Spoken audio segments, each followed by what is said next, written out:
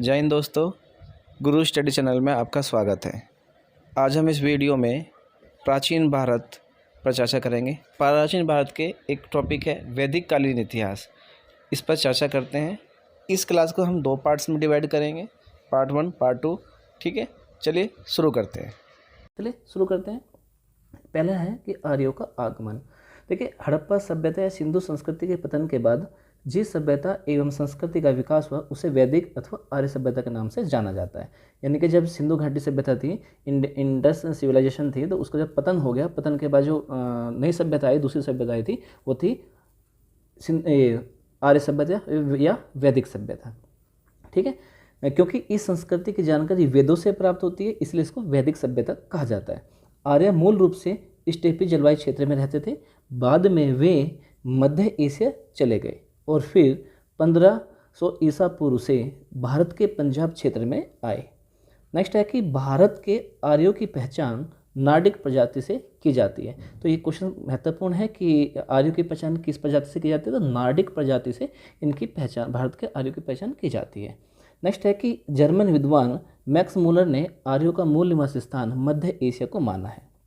जो Max Muller थे, इन्होंने बताया कि जो आर्य है वो मध्य एशिया से आए थे, इनका मूल स्थान था जो मध्य एशिया था। नेक्स्ट है कि सिंधु सभ्यता एक नगरीय सभ्यता थी, जबकि वैदिक सभ्यता मूलतः ग्रामीण थी। सिंधु सभ्यता कैसी थी? नगरी थी, मगर नगरों का निर्माण था, जबकि जो वैदिक सभ्यता ग्रामीण थी, ग्राम के लोग थे। आर्यों के आगमन के साथ वैदिक काल 1500 ईसा पूर्व से 600 ईसा पूर्व का इतिहास प्रारंभ होता है। चलिए आगे चलते हैं कि वैदिक काल को प्रारंभिक वैदिक या ऋग वैदिक 1500 ईसा पूर्व से 1000 ईसा पूर्व और उत्तर वैदिक काल को 1000 से 600 ईसा पूर्व के विभाजित कहते हैं। अगर हम बात करें वैदिक काल को, तो वैदिक काल को 2 भागों में बांटा गया, एक तो ऋग वैदिक काल और एक उत्तर वैदिक काल। ऋग वैदिक काल का जो समय पीरियड है वो 1500 ईसा पूर्व से 1000 ईसा पूर्व तक है, और उत्तर वैदिक काल का जो समय पीरियड है वो 1000 ईसा पूर्व से 600 ईसा पूर्व में बांटा गया है इन दोनों को। नेक्स्ट पॉइंट की बात करते हैं कि आर्यों के नामों का उल्लेख हिंतित, अनातोलिया, कस्सी, इराक और मितनी अभिलेख सीरिया में किया गया है।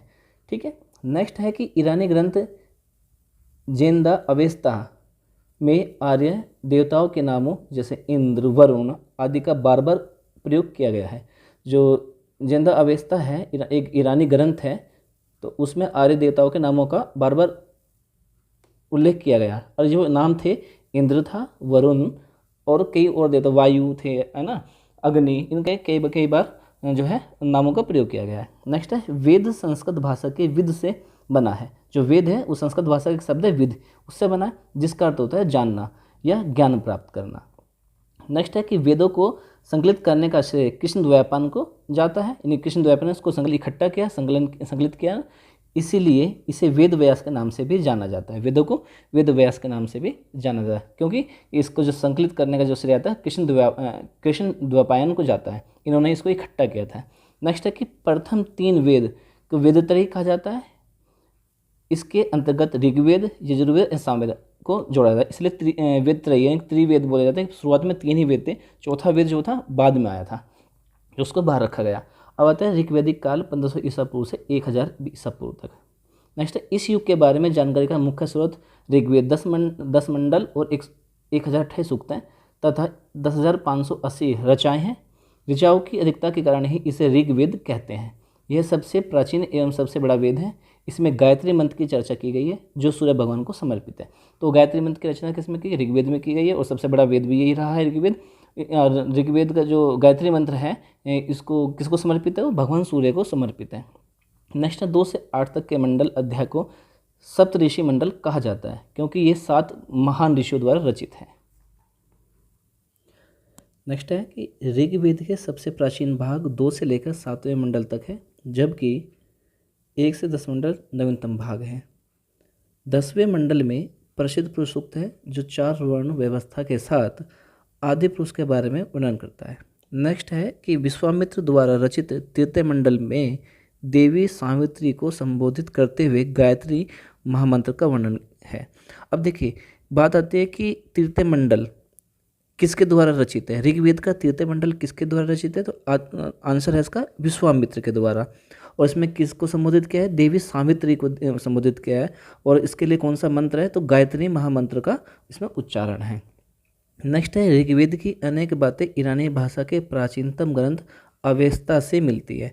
किससे मिलती है? तो अवेस्ता से मिलती है। किसकी बात? ऋग्वेद की अनेक बातें ईरानी भाषा में लिखा गया है, ये अवेस्ता इससे मिलती है। नेक्स्ट है कि पहली बार शूद्र का प्रयोग ऋग्वेद में हुआ। जो शूद्र शब्द है इसका जो प्रयोग हुआ है वो ऋग्वेद में सबसे पहले हुआ था। नेक्स्ट है ऋग्वेद का दूसरा तथा सातवां मंडल पुराना है क्योंकि इसका संकलन पहले ही हो गया था।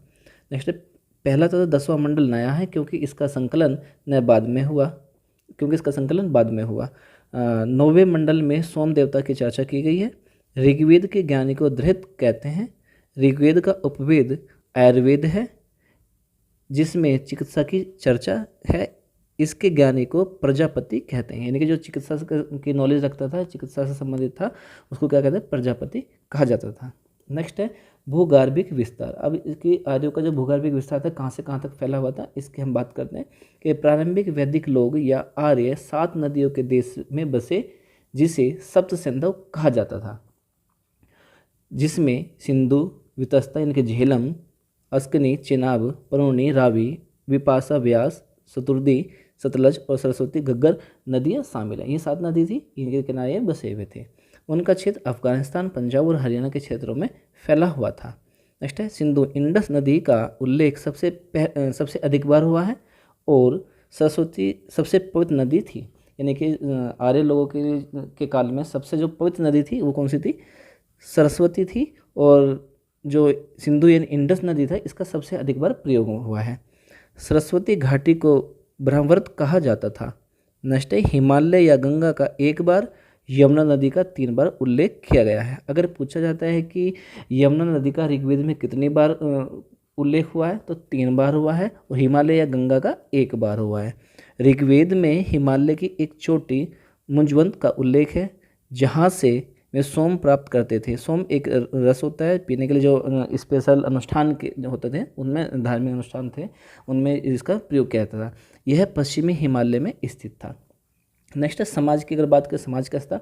तो ऋग्वैदिक समुदाय जिन्हें जन कहा जाता था में गैर आर्यों को दास या दस्यु कहा जाता था। जो आर्य थे उनको जन और जो दास लोग थे उनको दस्यु कहा जाता था।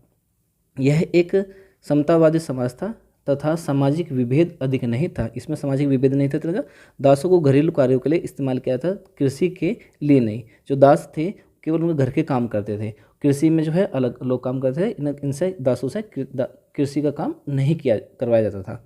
नेक्स्ट है कि वर्ण व्यवस्था और कठोर जाति व्यवस्था अभी तक पूर्ण रूप से विकसित नहीं हुई थी। मतलब कि इसमें तो वर्ण व्यवस्था और जाति व्यवस्था विकसित नहीं हुई थी। वर्ण शब्द का प्रयोग ऋग्वेद में आर्यों और दासों से भिन्न भिन्न रंगों के संदर्भ में किया जाता था। ऋग्वैदिक समाज कैसा था? पितृसत्तात्मक समाज था। ये भी एक इंपॉर्टेंट क्वेश्चन बन जाता है कि ऋग्वैदिक समाज का संबंध किससे था? पितृसत्तात्मक से था। पितृ प्रधान देश था वहाँ पर।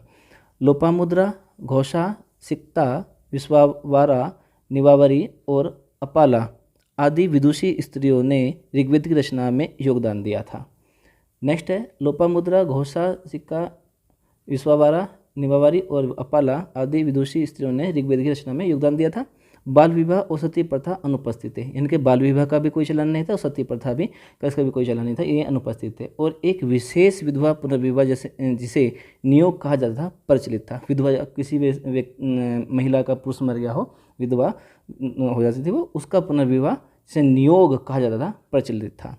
तो ये भी संबंधित है कि वैदिक सभ्यता में नियोग का संबंध किससे है? तो विधवा पुनर्विवाह से संबंधित है। यह जन की आबादी बढ़ाने के लिए किया जाता था। जुआ खेल, रथ दौड़ प्रसिद्ध है। खेल की अगर बात करें तो जुआ और रथ दौड़ ये प्रचलित थे।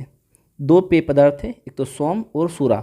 सोम को धर्म द्वारा स्वीकृत किया गया था किंतु पुरोहितों द्वारा सूरा को अस्वीकृत कर दिया गया था। जो पुरोहित लोग थे इनके द्वारा सूरा को मना किया, जबकि सोम को क्या है एक धार्मिक अनुष्ठान में पिया जाता था। धनी व्यक्ति को गोमत के रूप में जाना जाता था। जो धनी व्यक्ति था, जिस पर धनाढ़ व्यक्ति, जो पैसा बहुत होता था, उस व्यक्ति को गोमत कहते थे उसको। और बेटी को दोहित्री यानी दुहिता कहा जाता था, जिसका अर्थ होता है गाय का दूध निकालने वाली। नेक्स्ट है राजनीतिक व्यवस्था। अब यहाँ की राजनीतिक व्यवस्था की बात करें तो राजनीतिक व्यवस्था कैसी थी उस पर चर्चा करते हैं।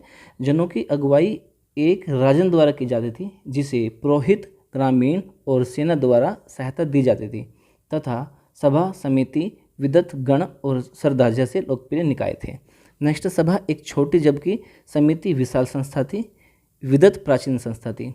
नेक्स्ट है जन को आगे विश्व और विश्व को के कुल या कुटुंब में विभाजित किया जाता था। यानी कि जन को आगे किस में किया, विश्व में, और विश्व को के कुल में और कुटुंब में बांट दिया गया था।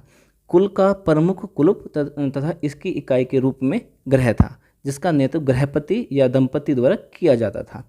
गांव वह स्थान था जहां मवेशियों को रखा जाता था और गायों की प्राप्ति के लिए किए गए युद्ध को गविष्टि कहा जाता था। यानी कि जो गांव थे वह स्थान था जहां मवेशी जो उनके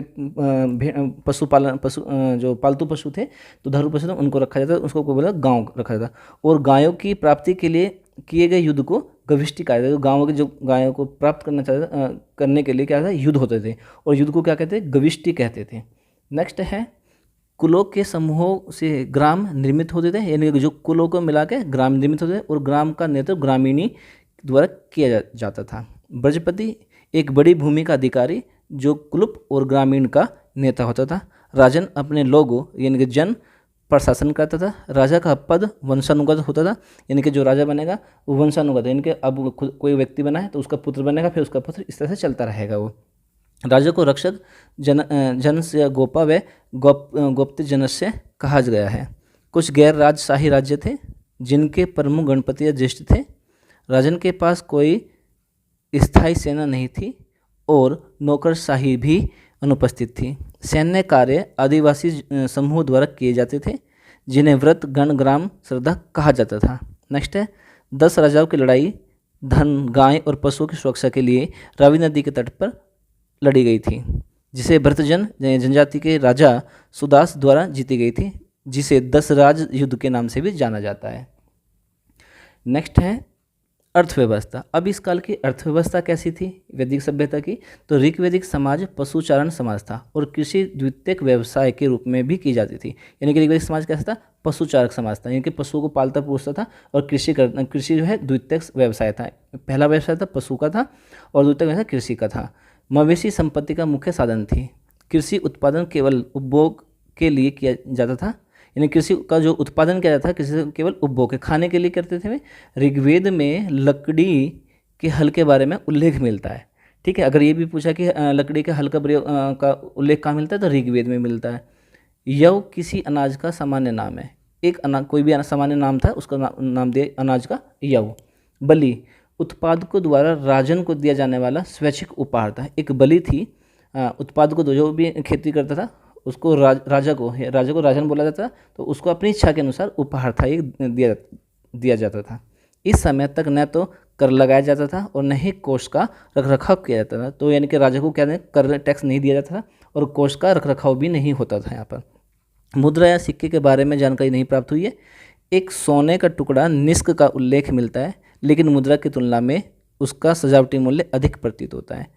नेक्स्ट है कि वस्तु विनिमय प्रणाली प्रचलित थी। वस्तु विनिमय का मतलब है एक एक्सचेंज, वस्तु का दे के दूसरी वस्तु को लेना, ये एक प्रणाली थी जो प्रचलित थी। और गाय विनिमय का महत्वपूर्ण माध्यम थी, गायों को देना और दूसरी चीज़ों को लेना, इस तरह से था।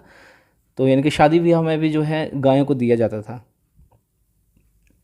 पंजाब और हरियाणा से तांबे के औजार की सूचना प्राप्त होती है। अयस किसी धातु के लिए प्रयोग किया जाने वाला सामान्य नाम था। स्वर्ण को हिरण्य कहा जाता था। स्वर्ण यानी सोने को हिरण्य कहा जाता था। लोहे के बारे में जानकारी नहीं थी। वैदिक आर्य लोग थे, उनको लोहे के बारे में जानकारी नहीं थी। मिट्टी के बर्तनों का प्रकार था गेरुए रंग के मध्यभांड और चित्रित दूसरा मध्यभांड प्रचलित थे। आर्यों के लिए स्पोक वाले पहियों का प्रयोग किया जाता था। अश्व उनके जीवन में महत्वपूर्ण भूमिका निभाता। अश्व माने घोड़ा जो है बहुत ही महत्वपूर्ण भूमिका है, घोड़े से एक स्थान से दूसरे स्थान पर जाकर लड़ाई में भी काम आते थे। वे शहरों में नहीं रहते थे।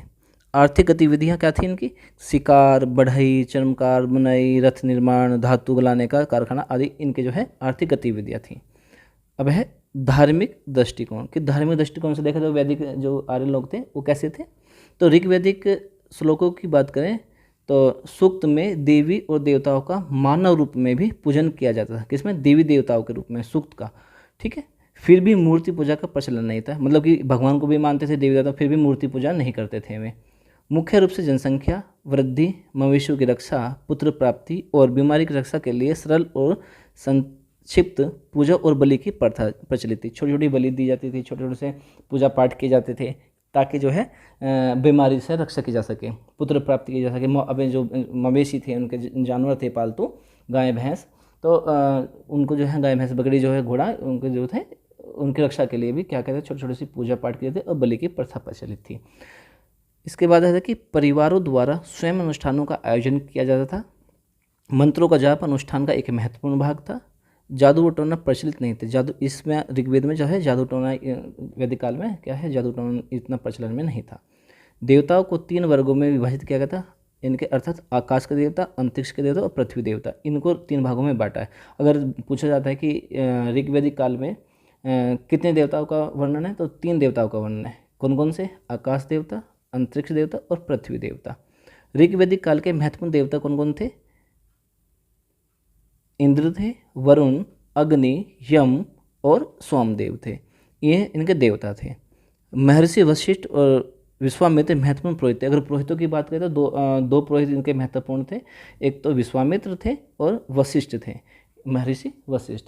तो इनको ये मानते थे, इनके क्या थे? पुरोहित थे। ठीक है, इसी के साथ ही हमारे टॉपिक ख़त्म होता है। मिलते हैं एक नए टॉपिक के पास। जब तक के लिए हमारे चैनल को लाइक करो, शेयर करो, सब्सक्राइब करो और कमेंट करना ना भूलो। अगर हमारी वीडियो पसंद आ रही है तो ज़्यादा से ज़्यादा शेयर कीजिए। हमारा उद्देश्य ये है कि कोई भी बच्चा हो, किसी भी कमज़ोर हो पढ़ने में, चाहे वो इंटेलिजेंट हो, हमारे चैनल के माध्यम से वो अधिक से अधिक ज्ञान अर्जित करे ताकि वो एक सिलेक्शन ले सके। अभी जैसे दिल्ली पुलिस में वैकेंसी आई है 75,000 के आसपास, 7500 के 7,500 के आसपास है, तो उसमें बहुत ही महत्वपूर्ण रहेंगे ये टॉपिक। तो आशा करते हैं कि आपको ये पसंद आए। लाइक करें, शेयर करें, सब्सक्राइब करें। मिलते हैं एक नई वीडियो के साथ, तब तक के लिए जय हिंद, जय भारत।